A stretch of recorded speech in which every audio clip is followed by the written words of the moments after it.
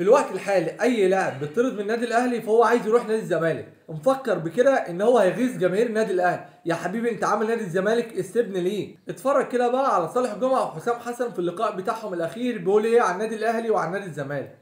الزمان تاني قبل انتقالك للاهلي كان قدامك الاهلي والزمالك، كنت هتختار نفس الاختيار ولا هتغير؟ بص، هو النادي الاهلي خلاص انا جربت تجربه. انا جربت، فطبعا لو انا نادي الزمالك خلاص اروح نادي الزمالك. يعني حسام مرحب باللعب في الزمالك لو جه عرض رسمي؟ طبعا هو ده شرف كبير برضه. نادي الزمالك، اي حد يلعب في نادي الزمالك حتى لو الجمهور لا يزعل منك. اولويه للزمالك. طبعا. طبعا. طيب، مازال حلم العوده للنادي الاهلي يراودك ولا قصه وانتهت واتقفلت؟ قصه وانتهت واتقفلت.